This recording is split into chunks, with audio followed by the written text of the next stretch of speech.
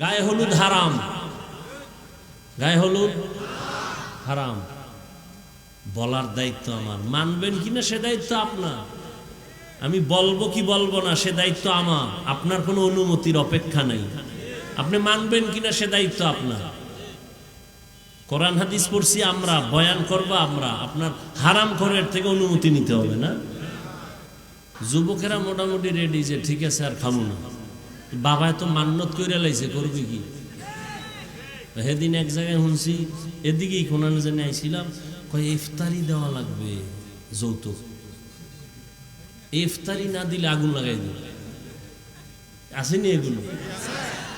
এই জন্য আমি মাঝে মাঝে কই, ও পীর সাহেবের মুরিদ, ও তাবলিগওয়ালা, ও হাজি সাহেব, তোমার ইমানের পাওয়ার কত?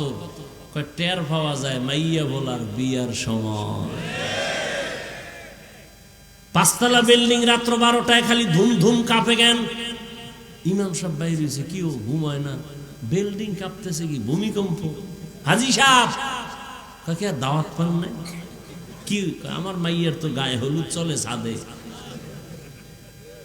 গায়ে হলুদ হারাম, গায়ে হলুদ হারাম। বলার দায়িত্ব আমার, মানবেন কিনা সে দায়িত্ব আপনার। আমি বলবো কি বলবো না সে দায়িত্ব আমার, আপনার কোনো অনুমতির অপেক্ষা নাই। আপনি মানবেন কিনা সে দায়িত্ব আপনার। কোরআন হাদিস পড়ছি আমরা, বয়ান করবো আমরা, আপনার হারাম করার থেকে অনুমতি নিতে হবে না।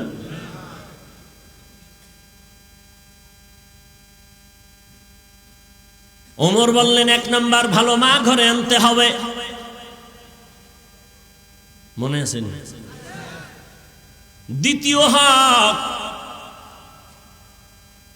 আল্লাহর কাছে দোয়া করতে হবে। ইব্রাহিম দোয়া করছেন, রব্বি হাবলি মিনাস সালিহিন, ও আল্লাহ নেককার সন্তান দান করো। কয়জন মা বাবা আল্লাহর কাছে দোয়া করে, আল্লাহ সন্তান দিও তো, আদর্শ সন্তান দিও। ওই রকম 5টা সন্তান হইয়া কি লাভ হবে, যেই সন্তানের কারণে লজ্জায় সমাজে মুখ দেখাইতে পারবো না। সন্তান একটা হোক, কবি নজরুলের মতো সম্মান উঁচু করে ফেলবে মা বাবার। কালা জাহাঙ্গীরের মতো সন্তান লাভ কি? আল্লাহ হেদায়েত দান করুন। ওমরে ফারুক বললেন, আমার আব্বাজানের পক্ষ থেকে আর কি বলে ভালো নাম রাখবে? নাম রাখে নাই ভালো, না এখানেও বাবা ফেল, আমার নাম রাখছে জরুল। যেমন আমাকে বাংলায় রাখে জুয়েল, কোয়েল, দোয়েল, রাখে না? আর কত নাম, এটি মুখে আনলে লজ্জা লাগে। আর কত নাম, একজনের নাম রাখছে বিপদ, ছেলের নাম বিপদ। তো যখন ডাক দিছে এই বিপদ, পিছনে 3 জনে কি কয়, আমাকে তো মহাবিপদ।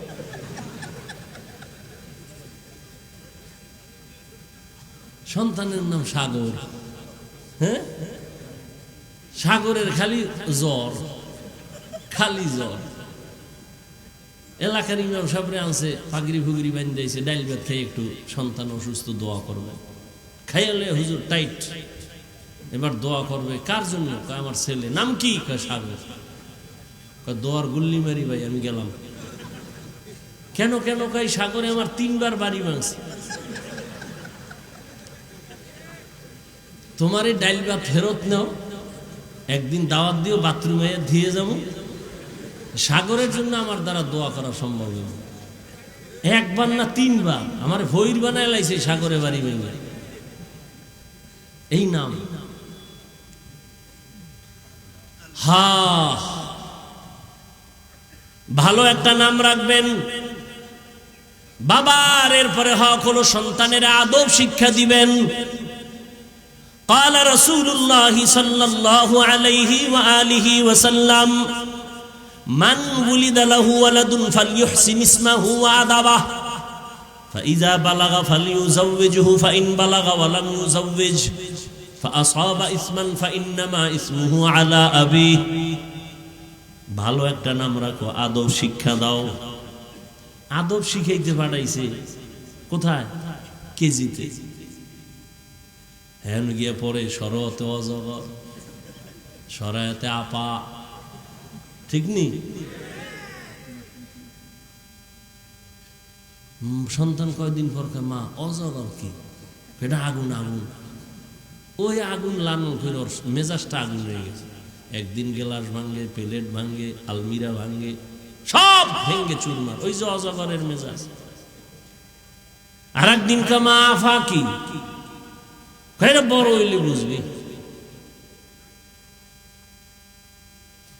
আর এই একই অক্ষর মাদ্রাসায় গেলে পড়বে সরওয়া ওযু সরায়াতে আল্লাহ। ছোটবেলা আমরা কবিতা পড়ছি না, সকালে উঠিয়া আমি মনে মনে বলি, সারাদিন আমি যেন ভালো হয়ে চলি। এরপর কি? আদেশ করেন যাহা মোর গুরুজনে, আমি যেন সেই কাজ করি ভালো মনে। আর এখন কি সুন্দর কবিতা, ক্রিং ক্রিং টেলিফোন, হ্যালো হ্যালো হ্যালো, কে তুমি কাকে চাও বলো বলো বলো, আমি ম্যাও হ্যালো ক্যাট বিড়ালকে চাই, জরুরি খবর আছে ডেকে দাও তাই। হাম টিমা টিম টিম, তার খাড়া দুটো শিং, তারা মাঠে ভরে ডিম।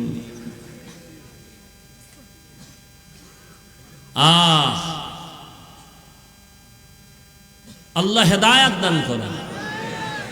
জমিনের মধ্যে শ্রেষ্ঠ আদব শিখাইছেন আমার নবী। নবী কি শিখাইছেন আমার আল্লাহ? নবী বলেন, قال رسول الله صلى الله عليه وآله وسلم أدبني ربي فأحسن تأديبي وعلمني ربي فأحسن تعليمي। আল্লাহ আমাকে আদব শিখাইছেন, আল্লাহ আমাকে তালিম দিছেন, তরবিয়ত দিছেন, কতই না সুন্দর। আঙ্গুলের নখগুলো কেমনে কাটবা সেখানেও নবীর আদর্শ। জুতা দুইটা কেমনে পরবা সেখানেও নবীর আদর্শ আদব। পানির গ্লাসটা কেমনে ধরবা সেখানেও নবীর সুন্নাত। নবীর আদর্শ এখনো যারা মানবে তাদের সম্মানও থাকবে, ঈমানও থাকবে। এজন্য রে যুবক, আল্লাহ তাআলা 4 গুণওয়ালা মানুষের জন্য জান্নাতের কথা বলছেন। শুরুতে আসরের শপথ করছেন। আসর বড় দামি একটা সম্পদ। আসর শব্দটা দামি একটা সম্পদ। বলে কি? বলে আসর মানে সময়। 25টা অর্থ আছে আসরের। আমি শুধু একটা শব্দের অর্থ বলে বিদায় নিচ্ছি। আসর মানে কি? সময়। তার মানে কি? সময়ের শপথ। তো সময়ের শপথ করলেন কেন? বলে সময় বড় দামি। দিন রাত মিলে 24টা ঘন্টা একটা দিন রাতের সময়ের প্যাকেট করা গোটা পৃথিবী। তুমি অবনতি করো, উন্নতি করো, এর বাইরে নাই, সময়ের ভেতরে। সময় থাকিতে করো উন্নতি কামনা, সময় ফুরিয়ে গেলে আর তো পাবে না। দুনিয়াতে যারা সময়টারে কাজে লাগায় তারা হিরো। আখিরাতের লাইনে যারা সময়টারে মূল্যায়ন করে তারা আখিরাতের লাইনে হিরো। আর যারা সময়টাকে অবহেলায় কাটায় তাদের জিন্দেগি বড় জিরো। এই যে আমার যুবক বাবাদের সময় নষ্ট করার জন্য ইন্টারন্যাশনাল চক্রান্ত, মোবাইল হাতে দেওয়ার কারণে এমন হালাত। জীবনে রাতের ঘুম হলো শরীরের মহা ঔষধ। মোবাইলের কারণে রাতের ঘুম জবাই হয়ে গেল। সারা রাত গুনাহ দেখতে দেখতে চেহারার পাওয়ার নাই, নূর নাই, উজ্জ্বলতা নাই, আলো নাই। এই মোবাইলের কারণে লেখাপড়া ধ্বংস, চরিত্র ধ্বংস, কিডনি দুর্বল, ব্রেন দুর্বল, হার্ট দুর্বল।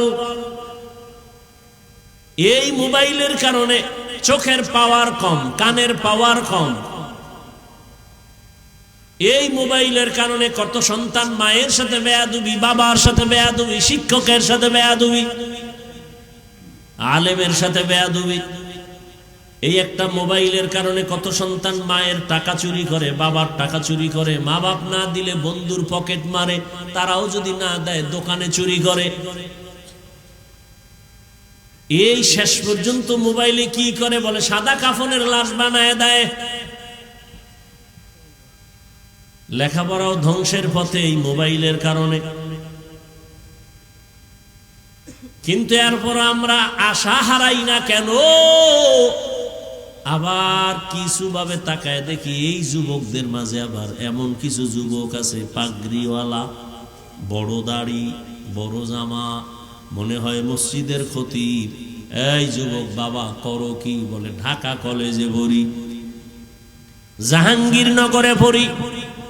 তোমার এই সুন্দর রং কেন? বলে মা বাবার দোয়া আর আলেম ওলামাদের নেক নজর লাগাইছি।